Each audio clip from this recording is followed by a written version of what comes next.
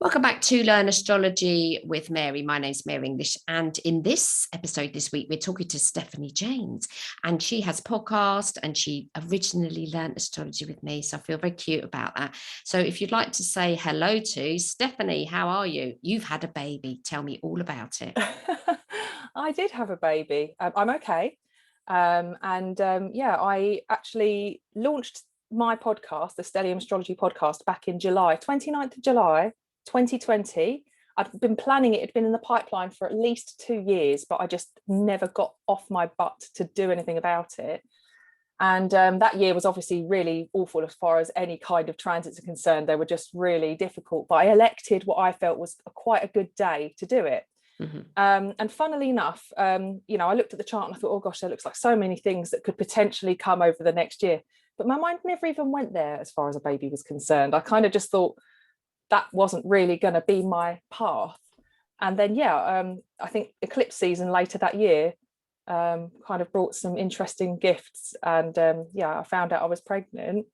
And then the following 9 months was me frantically panicking about how I was going to continue to put out content and things like that, and also frantically panicking about how I was going to squeeze a little human out, which is why I got back in touch with you, Mary, and you did a lot to help me with my anxiety and guided me with your amazing hypnotherapy skills and homeopathy as well.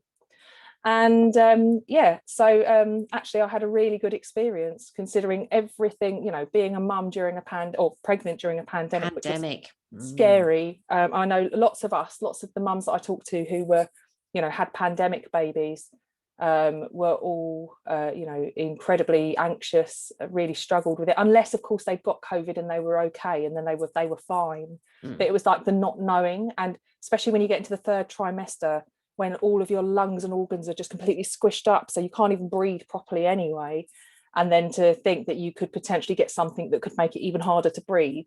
Just the whole idea of it was terrifying. So I was quite reclusive for the final trimester of my pregnancy. Mm-hmm. That's why I'd already decided I wanted to do hypnobirthing. I don't really know what got the idea in my head to do that. I just decided it would be a good thing to do. I think you'd had some hypnotherapy once before, is that right? I know I'm very responsive to hypnotherapy. Yeah. I've used hypnotherapy for weight loss and for positive thinking, for motivation and all sorts of things. And I really found it useful. And I just thought that because I'm so scared of, I was always, I think since the pandemic, I was quite anxious because it's just something that tapped into something within me that has always been quite, it's kind of always been my worst case scenario. Like if you'd have said what's the worst thing that could possibly happen, I'd be like, oh, probably I don't know, like a quarantined illness getting out or a global pandemic, one of those two.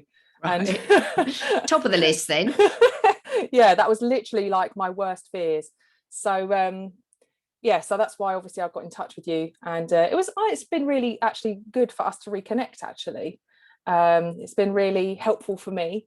I found it, the hypnobirthing, as I just previously mentioned to you moments ago before we started recording, while I was in labour, I don't think I panicked at all. I think what I was most panicked about at one point was actually being able to get down the stairs from my flat and out the door into the car. That was the thing that scared me. I was like, I don't think I can walk. And that was it, because I was just like sort of doubled up a bit. But other than that, and getting to the hospital, other than that, I think I was okay. And I was even joking around because I was on gas and air. I responded incredibly well to gas and air, so I didn't need anything else really. Cool. I don't think I ever had any of that. They went straight into cesarean. Oh, it's good stuff. I loved it. Chris said I was hilarious. Like I was just cracking jokes while I was in labour. I turned into a really nice person. I just was really lovely. Instead of being mean all the time. Was your worries that your moon in Scorpio was going to come to the surface of something? I mean, you have got Pluto square Mercury, so you could then, any connections we make with Pluto square Mercury, any connections that we make with Pluto are always the deep, dark sort of SHIT parts of our chart. And, so you're saying you'd like your worst fears, but then your worst fears weren't manifested, which is what hypnotherapy can help you with. Yeah. And I've got to ask you before I forget, have you been watching the Changing of the Gods I series? watched all of, well, I didn't watch the 10th episode. I watched all of them apart from the 10th because it just got to the point where I'd made time every single night of the week to sit down and watch it. And sometimes I had to watch it on fast speed because I just didn't have the time. I really enjoyed it. But yeah, I think the final episode, did you have to pay for it? I can't remember, or No. something. And they're repeating them again this weekend. I've been told by a Okay. student they're repeating them again Oh. this weekend. So if you've missed out, Oh, I have to let my patrons know, because I've been yeah. telling them, well, just to check it out. Some of them have signed up. I found it difficult to share a link with them because once you've signed up, one of the pages has been, I don't know if it's like disabled, or because I've signed up, it doesn't operate properly. So I couldn't share the proper link with them to sign up. You So can't share your link with anybody. right. You have to share from the main link itself, and they have to sign up with email. Yeah, that's what I think I tried to sign. I don't know. That's what I thought anyway. So I'll let them know that that's going out again, because Because in the 10th good. it was all about consciousness. But the thing that I liked the most about it, I mean, obviously I hope you've read Richard Tarnas's book Cosmos and Psyche. I haven't read it, but it's been on my list for such a long time. I know, it's so annoying, isn't it? It's one of those books that I was like, I really want, and I've asked for it for Christmas and stuff like that. And because I've got such a huge amount of books to read, I don't tend to go out and buy myself new books, because it's a rule I've got now, like, don't buy more books until you've at least read a few more, because it's ridiculous the amount of books. Chris has said my thing, like, I moan about him for being a hoarder, but he went, but you hoard books, and I'm like, it's not hoarding. This is what I do. This is like my reference library. It's different. But yeah, I am a book hoarder, basically. Don't tell Chris. No, all right. I've admitted. Because in the book, what he's talking about is the outer planetary conjunctions, oppositions, and squares. Yeah. And in the book Cosmos and Psyche, he's using Uranus, Neptune, and Pluto, but the film is only about Uranus and Pluto. I wanted them to go into Neptune. I was like, why have they like stopped? Well, I don't think it's Richard's fault. It's the guy that made the films probably thought that he couldn't include in that another planet as well, because it might have made the series far too long. Don't forget, they started patroning it, asking for contributions to be able to do the film in 2015. Wow, gosh, that's taken.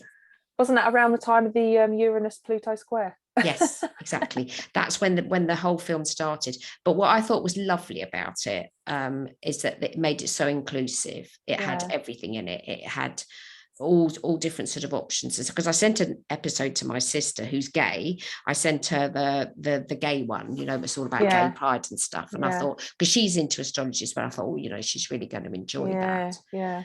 And so tell me, how different has astrology become for you now that you're a mother? It's really interesting, actually, because suddenly I am noticing how he's developing and what is going on in his chart. So when he was born in July, so he was born like a year after I launched my podcast, which was completely strange. I didn't think in a million years, like the following July, I'd be having a baby. But there was so much, even down to when I was in labour. So he's got, without revealing too much about his chart, I'll tell you why, because he's got a Scorpio moon. So like, I feel like telling everybody he won't about want him, you to. Yeah, you got a Scorpio moon as well. Yeah, exactly. So I know that I would rather it not be spotlight on the person with the Scorpio moon. But while I was in labour, the moon was in Scorpio, and they were talking about pain relief, and I said, I would consider an epidural, like let's have an epidural. And they came along with, one of the midwives or nurses came along with a what do you call it, a cannula, to stick it in, and she stuck it into my wrist here. I think I've even got a tiny, like the smallest little scar, and she hit a track, what they call a track of veins, and it basically made my arm swell up really massive immediately. It was the hottest day of the year as well, so my blood must have just really been, like, my veins must have been as big as they could have been. And Chris went, don't look at your arm. And I was like, oh. And then I looked, obviously, because I had to. Don't think of an elephant. And then she said, all right, I'm going to try and do it again. And she put it into my hand, and she couldn't find the vein in my hand. And then I suddenly went, moon's in Scorpio. Scorpio traditionally ruled by Mars. Mars, needles, don't do it. I was like, oh my God, what am I doing? And so I said to them, as I was high off of gas and air, I went, excuse me, I just have to talk in my own language to my boyfriend. And I went, moon's in Scorpio. And I sort of like reeled off all this astro jargon, which even he doesn't understand, but I was high as a kite on gas and air, so I felt like he knew what I was talking about. And so I said to him, I don't think I should be having anything that involves needles.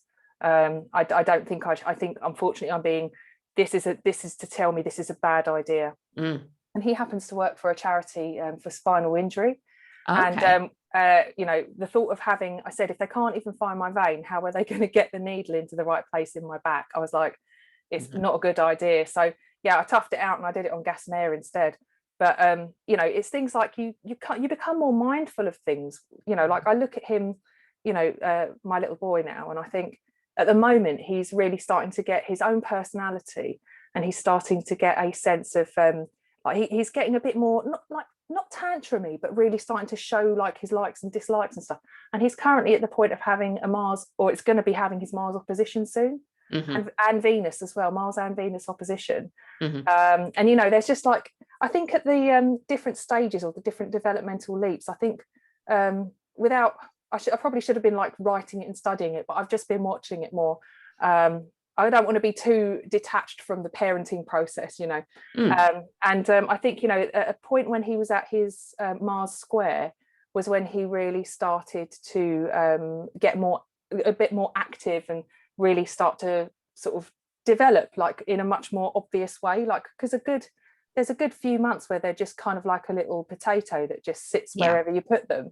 And then they get to a point where they start trying to roll and you know, start babbling and all of these kind of things. So it was definitely like, I noticed it was almost to the moment where he was having a Mars square that he was starting to really show signs of, you know, building like personality and movement and that kind of thing.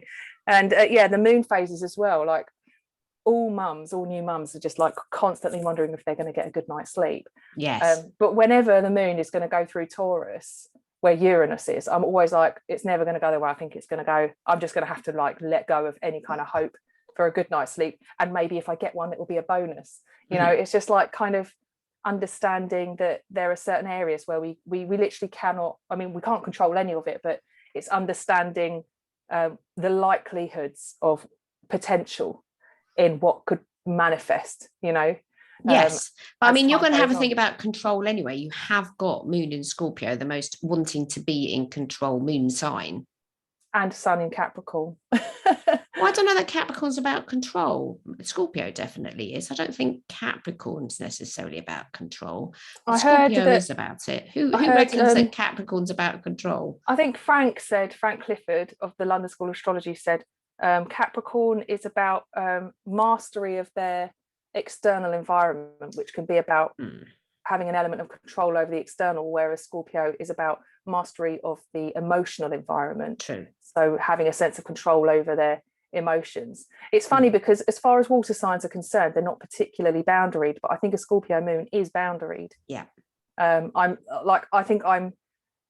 It's almost to a point that it's a flaw for me that I can be so boundaried. Like it's so hard for people to really know who I am until they really get to know me. I've only noticed this as I've got older. I think when I was younger, I wasn't like that, and that's why I had to develop it.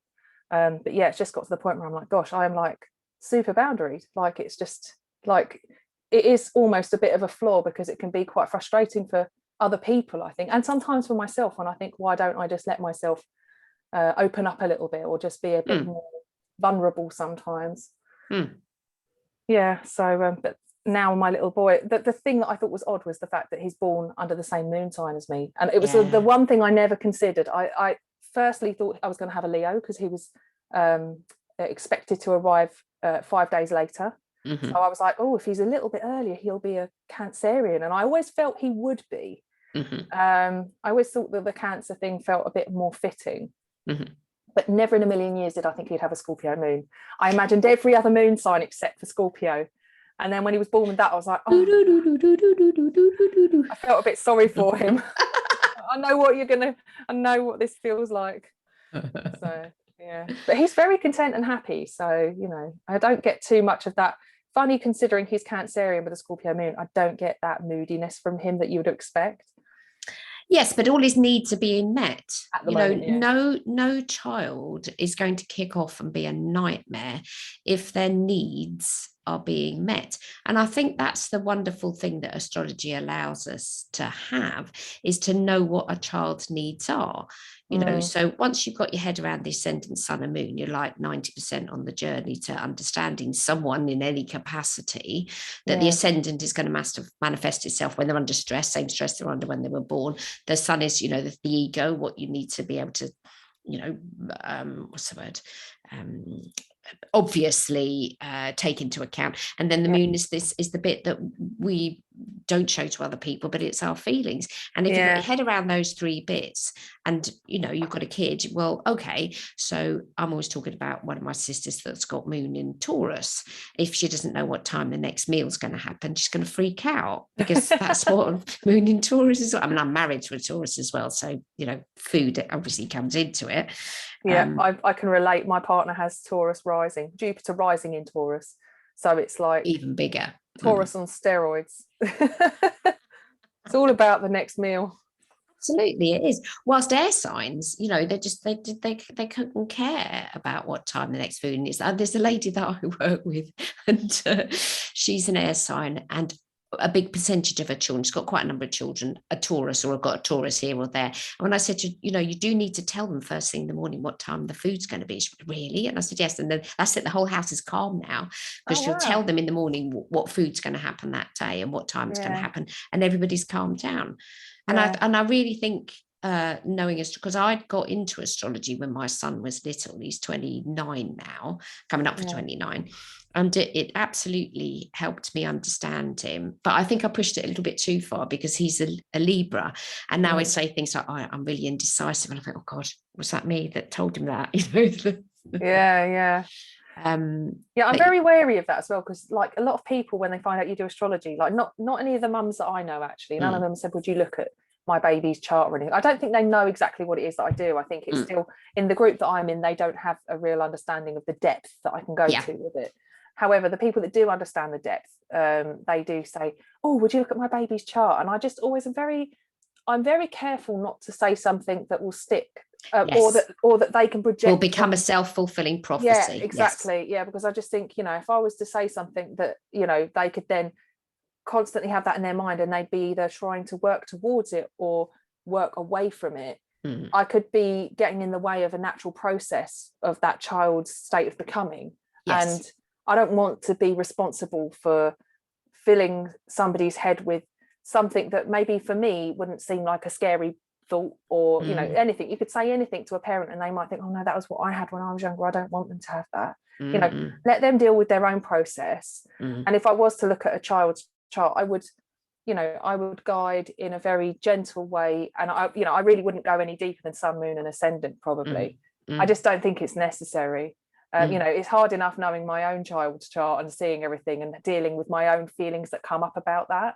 And being aware that that's me and not him. Thank God I did that counselling course. Absolutely, I did a counselling skills course. It brings that alive for you about what's your stuff and what's somebody else's stuff. But when it comes to charts as well, the thing that astrology allows us to do is to recognise that we're totally different to other people, unless they've got exactly the same chart as us. Even somebody that's the same sign of the zodiac, there's going to be a certain amount of understanding. But that's what I love about astrology, is that it gives us those differences. Because when you're a parent, and I'm talking in general terms now, parents in general expect and want their children to be either the things they didn't manage themselves or the things that they do themselves. I had a dreadful time with a client a while back who was freaking out that his stepchildren, he'd taught one of them how to sail and to fish, and then the biological father wasn't interested in those things and was guiding the poor child in a totally different direction. And this particular client was freaking out that the child now didn't want to go sailing or do fishing anymore, which was things that he was really interested in. Do you know what I mean? And it was like sort of this whole thing about my mother made us all learn the piano. We've got one, right? I loved love piano, Me because she too. never learnt it.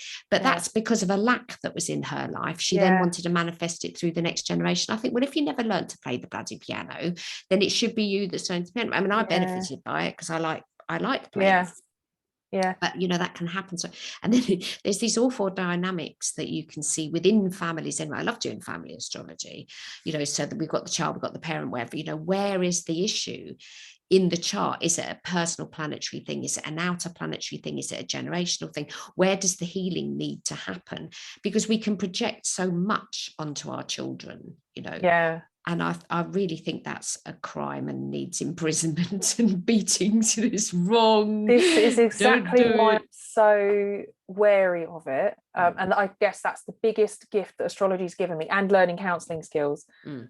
Because not only that, but my little one has got so many oppositions in his chart that I understand that there is the potential for projection from himself and like from others onto him. Yeah. And relationships are going to be a key player in his life, like really essential for his personal development.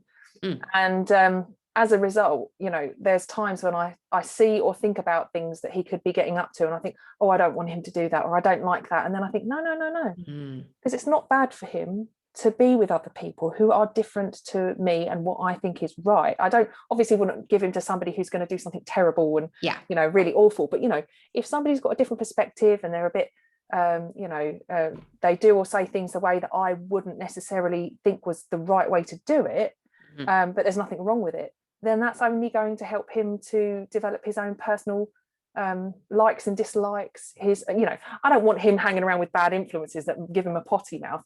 It's highly likely it's going to happen at some point, but it's that kind of thing where I have to realize that my way isn't the only way. Yeah.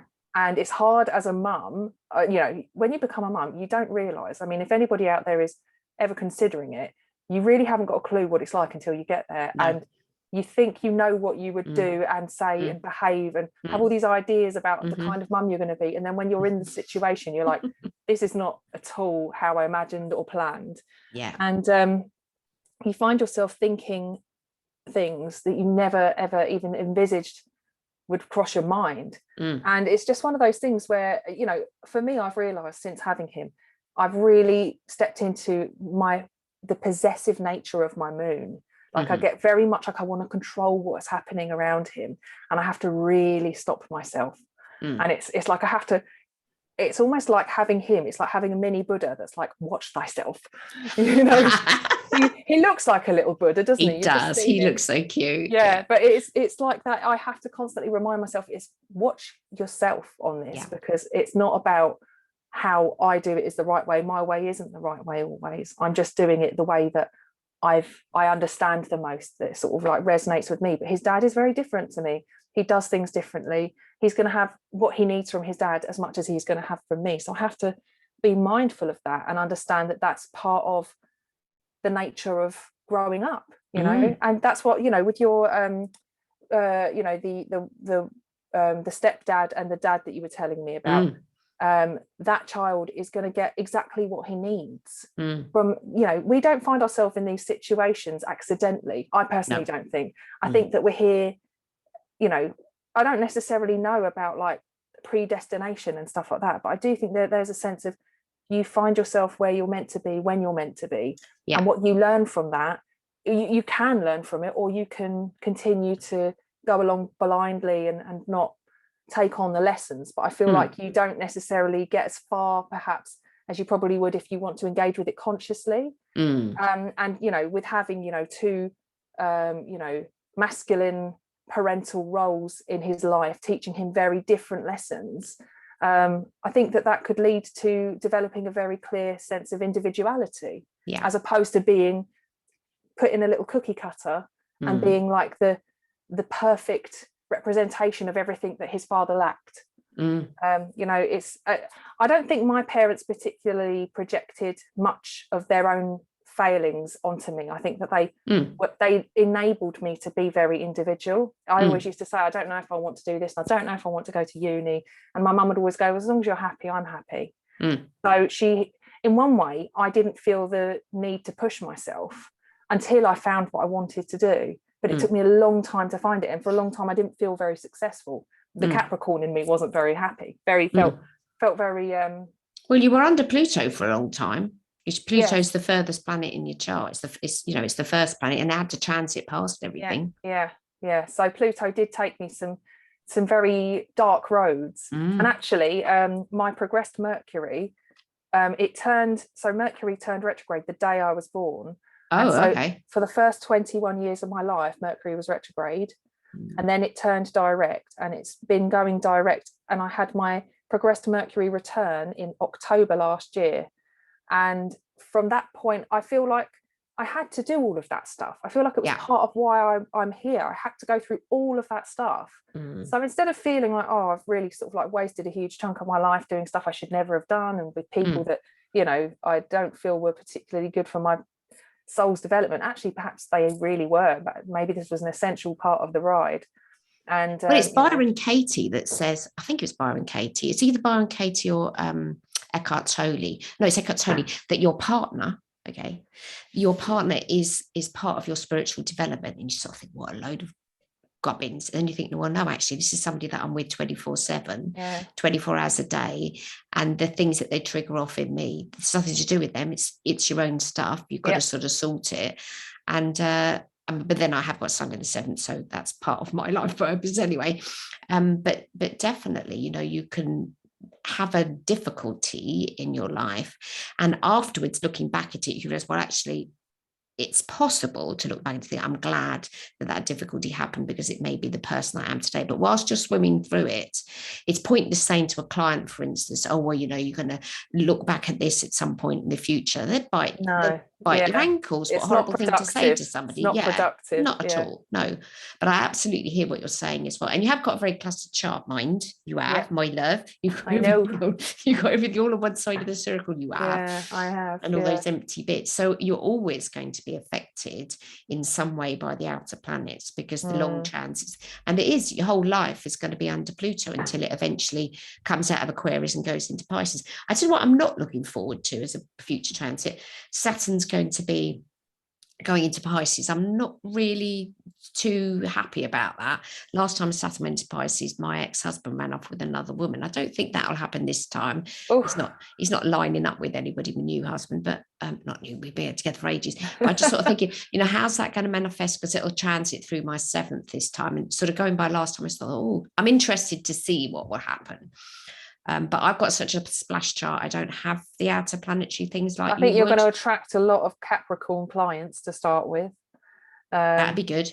Because I find that, obviously when an outer planet or, like a social planet shifts into a new sign, I find that the people having those transits tend to book in. If it's in your seventh house, I think you're going to be experiencing a lot of people who are either having their Saturn returns in Pisces or are Capricorns, probably. And I'll probably more likely happen, because what happens in my practice is that whatever sign Saturn's in, because at the moment it's in Aquarius, I start getting tons of the sign that Saturn's in. So I have got a lot of Aquarius clients. When was Saturn last in Pisces? I'm thinking when Saturn went through, was it, am I thinking right here? When 30 something years ago.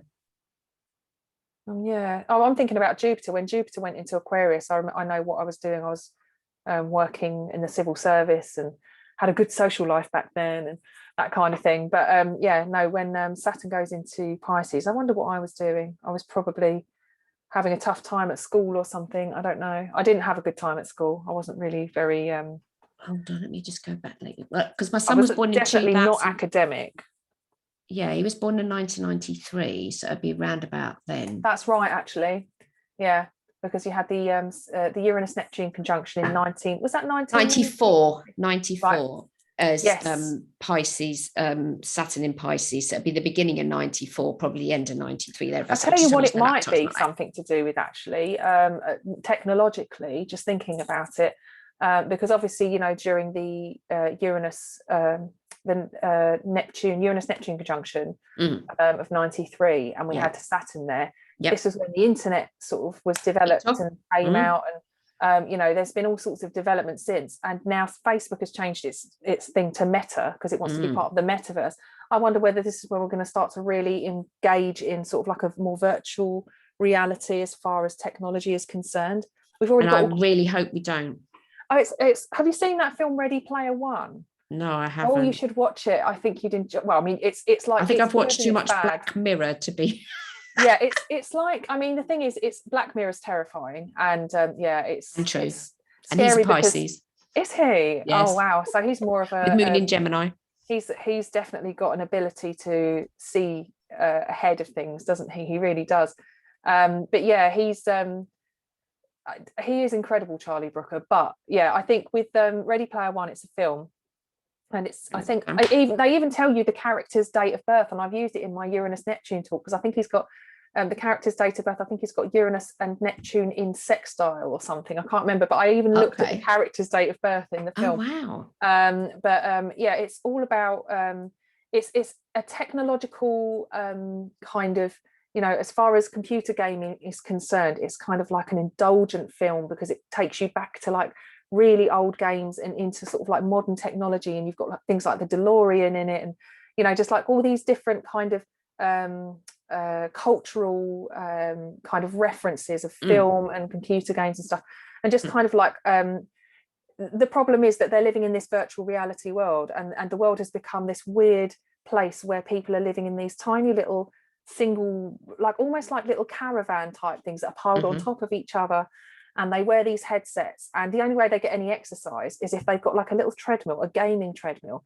and they're strapped into this thing with a virtual reality headset, and they're running along on this treadmill but on the spot in their house, socializing with people totally disconnected from anything in reality. But there are points in the film where you see him take off his headset, go out, go for a little jog around the block, talk to some people, but it's just that the life online is much more rich and exciting than the real life, the reality. Yeah, see that to me, to say that would be the scariest thing for me. We went for a little drive today. We went to Chew Valley Lake, and it was very, very windy, and the waves of the lake, because it's not the sea, but it sounded like the sea because the water from the lake was splashing onto the side of the lake. Yeah, so we go there quite regularly. It's lovely, great big expanse of inland water. It's a reservoir, but there's birds and stuff. My husband's a bird, a twitcher. No, he's not. He's a bird enthusiast. He's not a twitcher.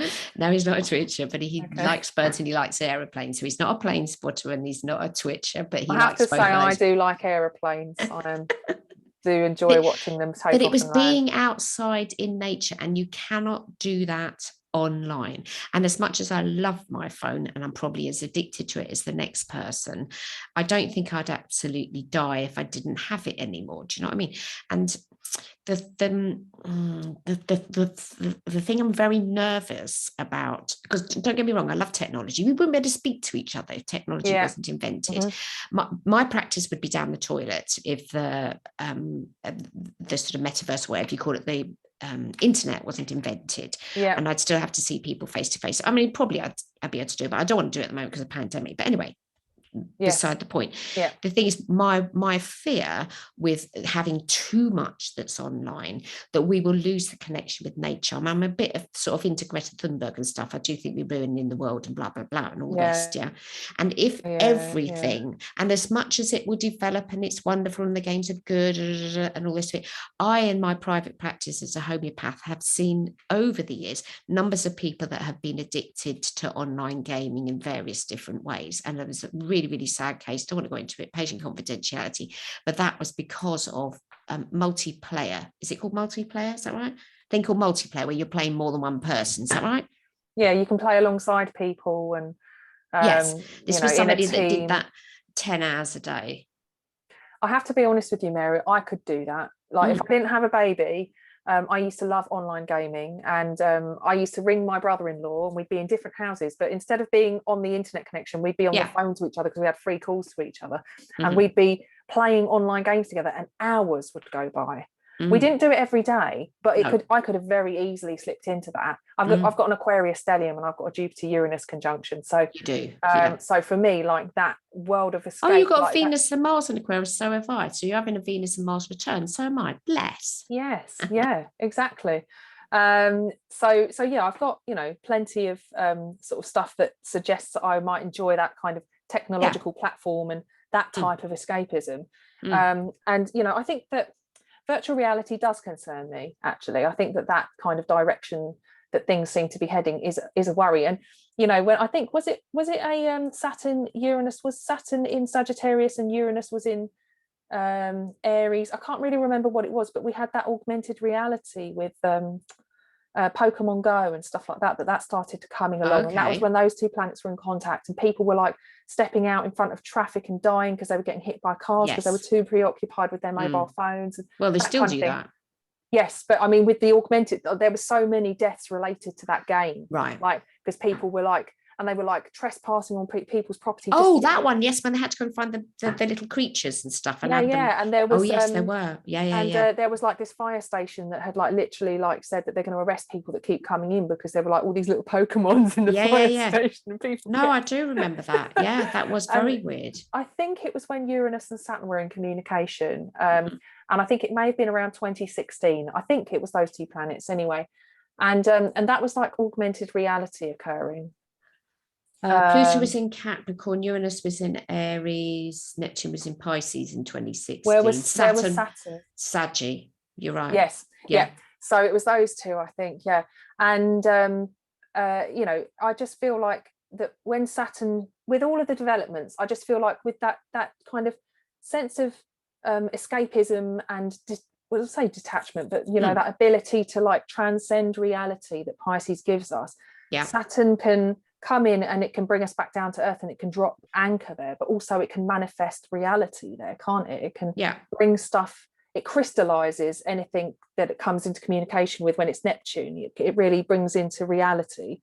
And with everything else that's going on, you know, I just feel like this world is becoming such a place of depressing one day after the other. You know, we've suddenly stopped talking about COVID, and suddenly it's a war in Ukraine, and it's just everything, it's like one depressing thing to the next. It just feels like, first of all, it was Brexit, wasn't it? It was Brexit, and then it was COVID, and now it's you know, war, Russia, you know, that kind of thing. And it's just, it might get to a point where people are like, I'm just happier. I know lots of people, I know my coping mechanism after a horrible day before I had the baby and I actually had time to do stuff like this, I'd go home and I'd play Grand Theft Auto, and I'd just run around this imaginary land and just do all sorts of mischief. And you know, just because I used to find that helped me to blow off steam. Right. But you know, what do you do when there's nothing to do but blow off steam because you're constantly stressed with the world around you? Yes, I know. Well, that's a question I was asking myself actually this morning, and then I got the answer in the shower just before I spoke to you. Because if you go back to Byron Katie, is how do you feel when you believe the thought? So I've been believing the thought over the last few weeks. So this is my thought process, that the war absolutely is wrong. Okay, Russia has invaded. There's no two ways about it. It doesn't matter which way you look at it politically or whatever. They did invade the bloody country, whether or not they wanted to be or whatever. Forget that. Yeah. So lots of innocent people have died. And so my thought was, you know, Putin must be a nutter. He must have lost the plot. So how do I feel every time I think Putin is a nutter? Well, I don't feel too fun. Do you know what I mean? It's not filling me with joy, because the idea is that you've got to fill yourself with joy. And, you know, if we're going to be Buddhists and stuff, let's fill ourselves with joy. But it's what thoughts am I believing? So I'm believing this. Whether or not he is or isn't a nutter has nothing to do with me, but he's taken up an awful lot of my brain space. I mean, I've already done a podcast on the invasion. I've done a podcast on Zelensky, Putin and Zelensky's synastry and all this. So I already know the astrology. And so what am I tormenting myself for? You know, there's nothing I can do about a war. And I hear what you're saying, but if I go back, because I'm a hell of a lot older than you, you know, when I was little, and what did we have going on? We've had wars. So we've had other wars. We've had the Falklands War. We've had Margaret Thatcher in for far too long. She was a nightmare. Don't get me wrong, she was an absolute, she really was a nightmare. She was worse than a nightmare. And I'm not a Tory anyway. But, you know, taking politics out of it, what happens now in our modern world is that we can, if we want to, expose ourselves 24/7 to whoever it is has decided is the news. Now, I follow this lovely organization in America, and they're called the Good News Network. They are on Twitter, and I've come off Facebook because it's a long story, but anyway, and that there are other things happening in the world. You've just given birth. Okay. Yes. You know, Yeah. my stepdaughter is just about to give birth to her second next month. There are lots of lovely things Yeah. still happening, and me filling my head constantly with, what's the answer? Because as an astrologer, what you're doing is you're trying to find why. There's always the why. Why did this? Well, I've already just determined why it happened at that point, so that I've answered that question for myself. But then another question comes up. Yeah. What's this? And then this is the thing when you're astrology, you're also trying to find an explanation for what it could be seemingly random stuff. Do you know what I mean? Yeah. But going back to the thing, my worry, okay, is that if we're doing we humans, there's too much that's happening in the metaverse and all the rest of it. Are we then going to, rhetorical question, is the planet itself going to be ignored? Because the planet definitely, no matter which way you look at it, Gaia is suffering. The sea's full of plastic and the rivers are full of poo and blah blah blah. What is humanity going to do about the planet that we're on? And in astrology, you don't take the earth into account. In Hellenistic astrology, it's the sun. Is that right? Heliocentric. Yeah. So with sun-centered astrology, right, it's all about the sun. So geocentric would be earth-centered. And is there an astrological thinking that does that? What would the earth do? I don't understand how that would work astrologically.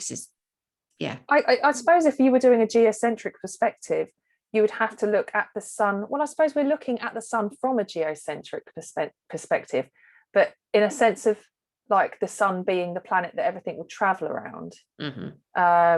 That makes it heliocentric. If we were earth-centered, we would look at, instead of the sun being in Sagittarius, the sun would be in Gemini. So you could almost reverse it and look at things from a different perspective. But as far as taking the earth into consideration, because we don't include earth in the chart, I suppose you could look at it like whatever sign the sun's in, you could plot earth for the opposite side, and we could look at the sun, the earth as the sun's shadow. Because no matter where the sun is, it's always going to be casting a shadow, and the earth happens to be, good point, no matter where it's looking, no matter where we're looking at in the chart, as far as where the sun's concerned, we are going to be on the opposite side of that, really. So we could potentially factor that in if we were ever thinking we wanted to be geocentric about it. But yeah, I know what you mean. And actually I was thinking, the AA conference that's coming up later this year, I've been asked to submit a couple of ideas on behalf of the London School of Astrology, who want me to go and represent them. And I've been good old Frank. Well done. Thank you. And he's such a lush person. He was in the Changing of the Gods. He had an interview in that. I saw. And I think you get, if you buy the gold level, then you get some free webinar with him as well, and something that he's written, or a book or something. Oh, that's there's so much you can get with that series, but unfortunately at the moment, just time and money is not it's just not something I can give much of my time to. But a couple of the talks I was thinking of doing, one of them, hopefully I'll get around to it, is something that I'm developing and have been for a while, is kind of like appetite for destruction, and looking at some of the worst inventions that have had the worst environmental impact on the planet and on human beings. Nuclear power. I can't help but feel, well, that exactly is one of them. But I can't help but feel that, and this might just be me, what you were saying about questioning why and looking into the war and stuff. I find myself not wanting to look at that. I don't want to look there. I just know what I'm like. I think maybe I've got a 12th house Chiron, so I watch things from a very different perspective. What I question is, what are they trying to distract us from? What's the real news going on right now? Not that war isn't real news, but what's really happening? What are they passing in government that's so bad? Well, they are. They have. They've stopped us. Exactly. You're not allowed to riot. And the thing that really cheeses me off is, you probably won't remember this because you're probably not old enough, but when David Cameron came into power, they changed how frequently we get elections. It used to be once every 4 years. David Cameron comes into power and changes it to once every 5 years. So up until the whole of my life, every 4 years was a general election. Phew, if we don't like them, we can get rid of them type of thing. Yeah. Now we've got to wait 5 years. Whilst America, they didn't do that. They probably can't legally, I don't know. But in America, you get your 4-year term and then you have to be re-elected if you want to do another 4 years, which is what Margaret Thatcher did. She ended up with 8 years and a bit more. But the Tories changed it. The Tory party changed it, that you could be, and this is what Putin has done. He's made it so that he cannot be not elected, and that's tyranny, that is. But yeah, go on. No, that's fine. It's interesting because when the Saturn Pluto conjunction happened, which happened on my Lilith at 22 degrees of Capricorn, my mean black moon Lilith. So when that actually happened, on literally 15 minutes before it perfected, before it was exact, I started listening to a book on my audiobooks called Wild Swans. I don't know if you've ever read that book or if you know about it, but it's about 3 generations of a family, women in the family in China over the space of, like 3 generations basically. And the book starts up with like the grandmother who talks about her feet being bound and like living in a kind of like a high class kind of environment, and it just shows how the family falls down the ladder as far as class or like their privilege is concerned, and just how they go through many different political systems, all of which are basically communist. And when they think they're going to be rescued by these soldiers coming in from Russia, they're like, oh my god, these Russian soldiers, they're coming to rescue us. It was just another communist regime. And I started listening to that, and then afterwards I was like, I loved that book so much, but it was just so, like, parts of it was really hard to get through, but I got through it. 26 hours to listen. But then the next book I listened to was 1984, and it's so funny that I know, but both of them were so similar. I was like, after 1984, I actually just had to take I really actually had to take a break. I couldn't do anymore. Even my Scorpio moon and 8th house sun couldn't push through that stuff. But it was funny that happened, and I listened to that all at the beginning of 2020, because as time's unfolding, I'm starting to think, this is so Orwellian. What's going on? And what I'm seeing is we're kind of drifting into this horrible kind of tyranny, basically. Yes, but then it won't happen, you see, because Pluto's going to come out of Capricorn, and then it's going to be lengthy transit through next Aquarius. Freedom, because that's the sign of Aquarius. It's all about freedom.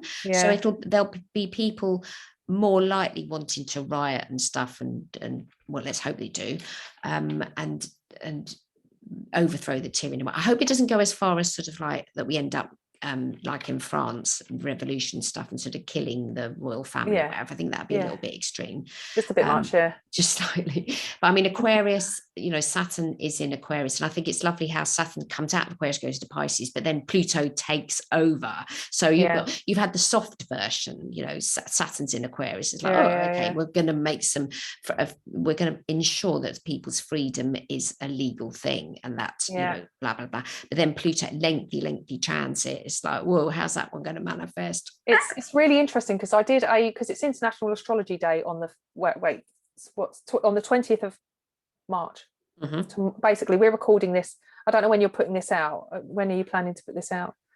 It'll either be tomorrow or next Sunday. Oh, okay. So basically within sort of like a week of International Astrology Day. So whether it comes out tomorrow, I've got a little video recorded for my patrons, just for like the lowest tier. I've got 3 tiers, which is £1, and then I've got a £4 tier and an £8 tier, and I do lots of videos for people over the space of the month, like moons and retrogrades and whatever else is relevant. And because it's International Astrology Day tomorrow, at the time of us recording this, I've recorded a tarot reading, because I've just decided to get back into tarot, and I did a year ahead. And I just kind of invented the spread. I've probably seen it before and just forgotten, think I've invented it. And I decided to sort of go through month by month, sign by sign, and explore what's going to happen from this March to next March. And you can visibly see through the reading, I've totally forgotten, but I kind of marry it up with my astrological knowledge as well. You can see things getting heavy, dark, and suddenly a big shift. And I'm like, that's when Pluto enters Aquarius. Interesting. And I saw around March next year, I see loads of goddess energy, like lots of feminine energy that's going to be, in my opinion, with the court cards, when you're doing like a kind of a big sort of global, like all-encompassing reading, that they're going to be more political figures or ruling elite type people. And I was thinking, well, who could it be? Could it be somebody like Meghan Markle? Could it be Camilla Parker Bowles? Because they were talking about making her the Queen. The Queen was actually saying she thinks that Camilla should be recognised as Queen when Charles becomes the king. And I thought, wasn't that interesting to see something such strong feminine energy in about a year's time? But we need more women energy anyway. It isn't all.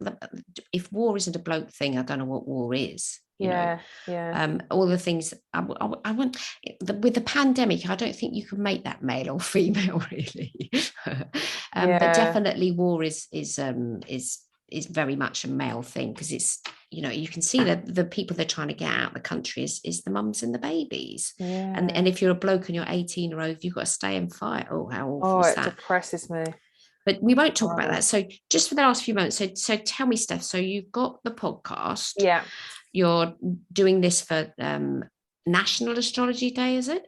International Astrology Day. That was just a little, I do a tarot reading because I've not done it for a long time. And I say I'm rusty, but I think I'm more intuitive with tarot. I don't go so, like with astrology, I'm quite like particular about how I read it. But with tarot, it allows me to just, free flow. It's interesting because Chris Brennan, the guy that does the astrology podcast, so that would have been earlier on this week, did a tweet saying, I'd forgotten how something come with the word you use, some sort of descriptive word. I've forgotten how blah, blah, blah tarot is. So he'd obviously got back into it again. That's interesting.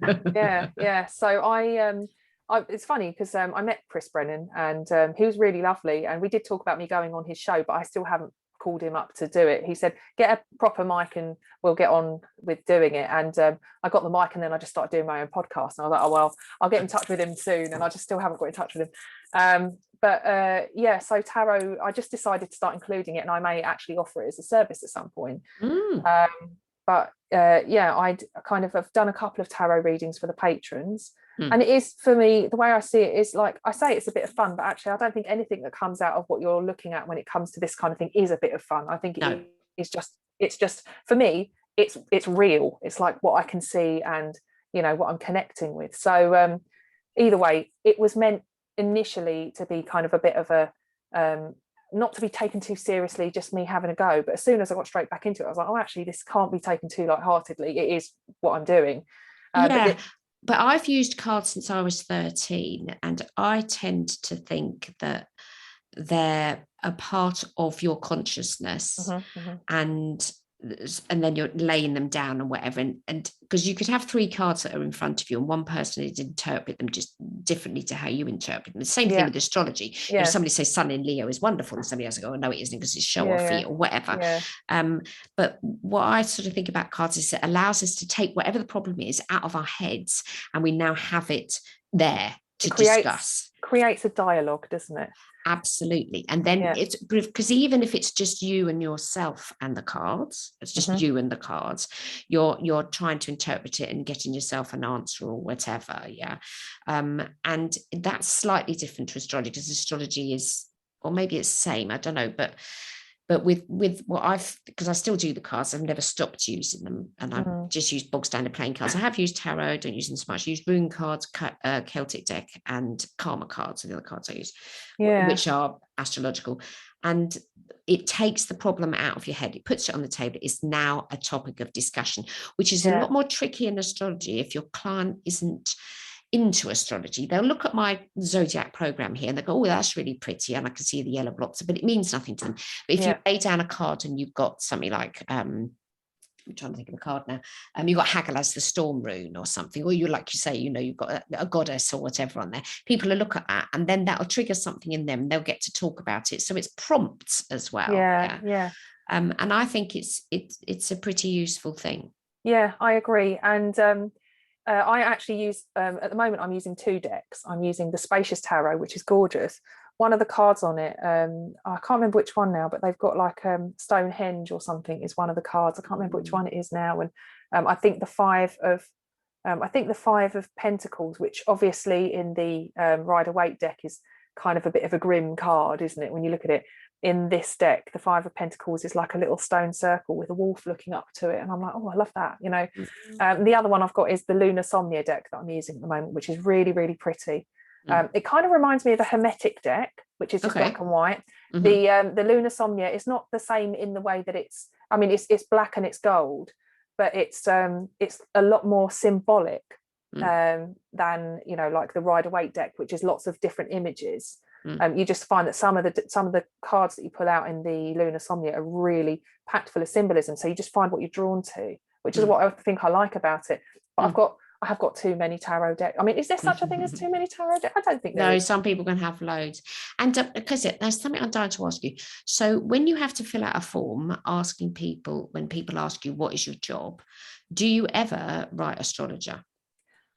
Yes, and what did I put on my son's birth certificate? I can't remember what I put now.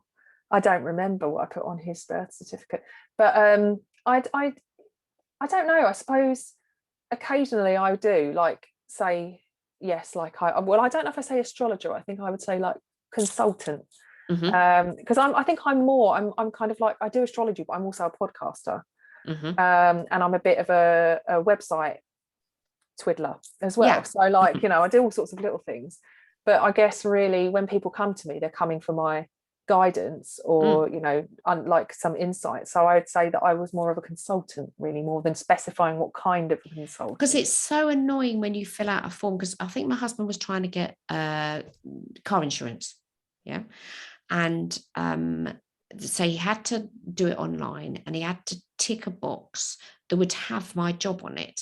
Hadn't got astrologer, they don't have it, hadn't got homeopath. He had to put writer, because I have written. Well, that probably knocked a lot of money off of your coverage, because they're looking for somebody who's got like the minimum. Like if you said that you were like driving a van around all day or something like that, that would obviously make your premium more expensive. So being a writer is probably a very low risk profession, basically, isn't it? So I usually have to pick something like like I've always done two jobs. Like at the moment it's just the astrology, but I was always doing like admin, so I'd always put my square job, the job that everyone goes, oh, that's a good respectable job, that's don't get me started on this conversation actually, because we could be talking for another hour. But it's difficult knowing what to put, and it always creates more questions that you have to sit there and kind of go through the whole same conversation, the same shocked look of it, like really, what's that, and going through that. I did actually write an article on my website and put loads of funny gifs in it, 5 classic reactions when I tell people I'm an astrologer. And it's just funny because there's such a range of reactions, but they all seem to be about the same sort of thing every single time. It's very rare that I meet someone that goes, oh wow, that's so cool, I'm really interested. Usually it's all sorts of weird questions, and usually the most common one for me is, what am I thinking now? Or I hate go that. on then, tell me my future. And I'm like, I said I'm an astrologer, not a palmist. Oh, the other one is that they mishear you and they think that you've said astronomer. Oh yeah, there's that one. Yeah. So I've had that one numbers of times. Like there's no way that I'd ever be an astronomer, because you could have a PhD or God knows what else, and I can't even add that 1, 2, 3, let alone. when I was at school, I remember not having a clue what I wanted to do with my life, and sitting in a science class and the teacher putting a video on a VHS, and us all pulling our chairs up around this TV on wheels to watch a thing about the planets. And I, for the very first time in my life, was absolutely glued to it. I was like, this is what I want to do. I want to study the planets. And so after the class, I said to my teacher, what do I need to do to study the planets? And she went, to be an astronomer, I think you'd have to study maths and physics. I think you'd have to. And I went, oh, you've got to be good at science, and maths, I can't do this. And so when it came to picking colleges, they had an astronomy course at one of the local colleges, and I put my name down for astronomy, and I was the only person who put my name down, and so they didn't run the course, and I was gutted. I think that's part of my natal Mercury retrograde, because if I'd have gone and done astronomy, it might have put me off. I don't know, who knows what would have happened, but I've always been interested in astronomy. I used to have a telescope when I lived on a boat, but my partner was having a Neptune transit and the boat sank. So whoops, that was very literal Neptune. It was to his son, he's a Pisces, so these things happen. That's funny, isn't it? But yeah, it's no, I've got natal Mercury retrograde. I had a nightmare yesterday. I'd got written in my this is such a Mercury retrograde thing, right? And a Pisces Mercury retrograde Oh gosh. natally, right? So Right, yeah. Jupiter is in Pisces at the moment, Neptune's in Pisces, the sun is in Pisces, like God help Yeah. us. Booked a client in for 3 o'clock, and I knew it was 3 o'clock. Okay. Yeah, yeah. The automatic reminder comes me telling me it's 2 o'clock. I knew it was 2 o'clock. Okay. Is this for today? No, this was yesterday. Oh, I'm having the same thing today with a Right, it was a client. nightmare. 2 o'clock was the official appointment time. Yeah, The reminder from the app yeah, told me it was 2 o'clock. yeah. Okay. I'd written in my diary 3 o'clock. I'm sat in front of the computer, Oh no. ready to speak to the person at 2 o'clock. I open my diary and it's 3 o'clock. Didn't go and check on my app to see if it was 2. Person goes to Skype and asks, where am I? And I'm thinking, oh God, I have to wait another hour. Sat at the computer, and he sent an email. And I didn't open my emails. 45 minutes later, I just thought I'd just check on Skype, and like he'd been there. It's, oh no, I can't believe it did this. Yeah. That was such a Pisces Mercury retrograde. Yeah. Even though I've got all these fail-safe devices to stop me forgetting things or getting muddled, It still happens. and it still happens. And it's because I'd written down 3 o'clock when it wasn't 3 o'clock. And even the diary in the hall, which my husband always then prompts me with, it was written in there for 3 o'clock because I got it. Yeah. And it was just this transference of things like, oh my God, if that isn't a Pisces Mercury retrograde thing, yeah. But I don't think Jupiter's helping. It's so funny because I think Mercury's in Pisces at the moment, and I had somebody book in with me, and she's currently in Hawaii, and she booked in for 2 o'clock, and I didn't really think anything of it at the time. But I got an email from her last night, like in the middle of the night, saying, oh my God, I'm so confused. I thought that we were meeting now. I've got to meet someone at the hospital, at the airport, and like about 3 emails from her. And in the end, I was like, I said, I think I responded with, "You're having a mare." That's what we say in the UK. We'll sort it out. We'll rebook you. It's fine. Yeah. But I was like, how funny! Like, and she's booked in. She was booked in for 2 o'clock today. So, so yeah, these things happen, don't they? So you can't always help. They do. But yeah, I think that's more likely to happen if you've got Mercury, because I'm sort of doing everything because I know what natal Mercury retrograde's like, and I know how it can manifest itself. And it was just like, it was a shining example. Anyway, the person that I was working with understands astrology anyway. So that's good. Yeah, that is good. So thank you very much for talking with us today, Steph. You're welcome. And let's have the website addresses, please. So it's www.stelliumastrology.com. There's also the Stellium Astrology podcast.com, but you can find me on Spotify and on Apple Podcasts and pretty much anywhere now. I think I'm on SoundCloud. I'm all over the place. So to find you on the podcast, what would you have to search for? You could type in the Stellium Astrology podcast. Stellium Astrology, right. If you type in Stellium Astrology, I'm sure that it would come up quite quickly. You could type in my name, Stefanie James, Stefanie with an F, not PH. I'm trying to think if I've got anything else that would be good for anybody to know about. I'm not really sure. I've got my Patreon page. So I do new moons, full moons, anything like retrogrades. I do little personal updates from me, like my own personal astro ponderings. I've been doing tarot readings. I do a general monthly overview as well. So I've been doing that for a while, and like I said, there's 3 different tiers that get access to different things. So if you just want to show the love and support the podcast and just pay £1 a month, which is so cheap, or if you want to go up to the next tier, which is £4 a month, which is kind of like just buy me a cup of coffee really, or a cup of tea or something in a kind of posh coffee shop like Starbucks or something, and then you've got other things as well. So you can get discounts to book in with me, depending on what tier you're on, and you get priority allocation when booking, because as I've been off on maternity leave, I've kind of got a bit of a waiting list now for readings. So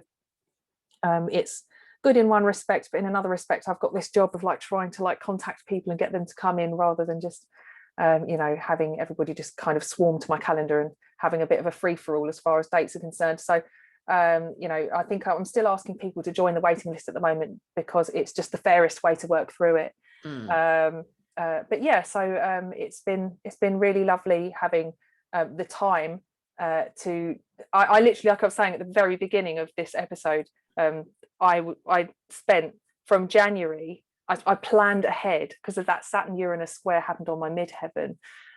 So like on that axis. So I spent a lot of time thinking about hard work now so I can have some freedom later. Yeah. So for my whole 4th trimester, I got to spend with the baby, with only having to do like the odd little Patreon video or something. Everything else was just like all the podcast episodes were going out. I'm really grateful that I did that, because it's just meant that I've had a continued presence, and people still seem to enjoy the podcast episodes, even though they weren't current, if you know what I mean. Yeah. That's the beauty of a podcast, isn't it? You can talk about It anything. is.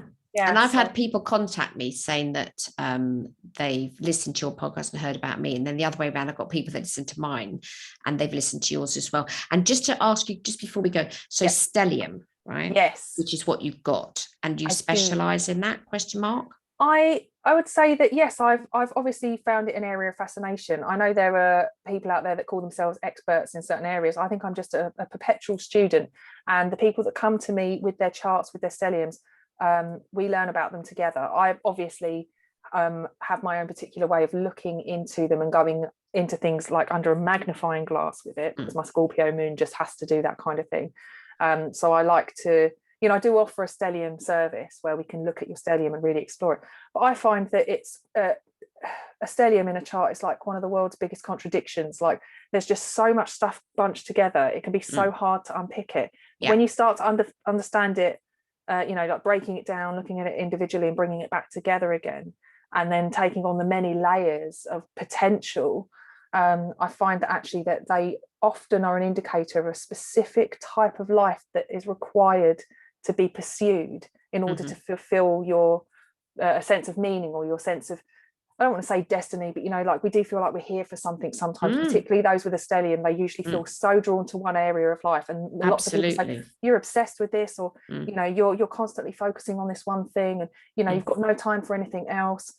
Or it could be that you've got it in a very sociable area of your chart, and you can't do anything but be out with your friends, and you can't focus on anything else. There are ways to work with that that could actually bring it back to being more productive. So it's just about kind of adding a practical edge to something that's really quite difficult to unpick. So I suppose as time goes by, I am kind of considered to be more, it's my area of expertise. I guess I would call myself more of just a general astrologer. I'm just into sort of all different ideas. I bring lots of different techniques and modalities together. I call on everything, as the Gemini ascendant would, to like think, I know about this and I know about that, and I feel like this is appropriate for this reading. But stelliums are difficult for people when they first start learning astrology. They sort of understand the basics of it, but how, because it was Donna Cunningham that wrote the book about stelliums, 2 books, that how do I unpick it, and people really want to, but it is true, somebody with a stellium will really only want to do one thing at a time. And I've got a splash chart, I can sort of totally multitask, and you can multitask with a Gemini ascendant as well. But what's important to remember is that the indigo generation, of which you're born under anyway, comes into the world with a sense of knowing, but wants to have a life purpose rather than just a job, or a job and a life purpose. Do you know what I mean? But the life purpose for them is more important than what would have been in the old days, whenever that old days was, just a job. Do you know what I mean? Or just as a person. Life purpose is really, it's the question I get asked the most. Why am I here? I get lots of people asking that question. It's not like, and it's my dad's a very valid question. My dad, he was in his job for 25 years. He just left school, joined up somewhere, and that was his career. And he was there for 25 years, and then the place burnt down, and he was left without any other skills, and had to kind of relearn how to integrate into employment in different areas, and no other qualifications other than to having been an expert in film. It was like he worked in a what do you call it, like a film laboratory where they like restore old cinefilm. It's a very specialized job that is probably not even really needed that much anymore. But yeah, so that happened under the Uranus Neptune conjunction, which happened on my son. That happened overnight.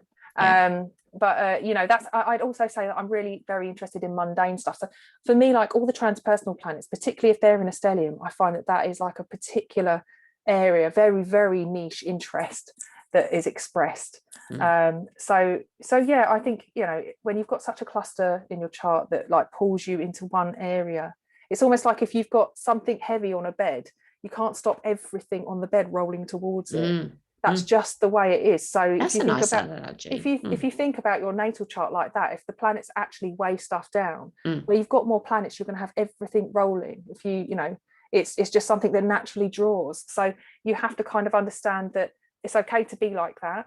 And actually, when you understand how that, give yourself permission to be that way, and also understand ways to maybe divide your attention in different ways, or use it in a more productive way, you can actually function a bit better, do life a bit better. So it's like, it's not a curse. I don't think they're a curse. I think they're a blessing. But I think a lot of people, when they first see their stelliums, they go, oh my God, this is a curse. Particularly the Capricorn stellium generation. They're like, have you seen the state of my chart? And I'm like, it's okay. There's actually quite a few people with similar stuff going on, and these are the people that are really making big changes now. So you're in good company if you've got a Capricorn stellium. Absolutely. Yeah. Thank you, Steph. It's been lovely talking to you today. We'll put some notes in the show notes on how to get hold of you. I'll try and send you the link to that thing about the reactions to, my blog post that I wrote. Oh, yes, please. I'll try and remember to send that to you. That sounds great. Okay, catch you later. Thanks, Thank Mary. you. Bye-bye now. Bye.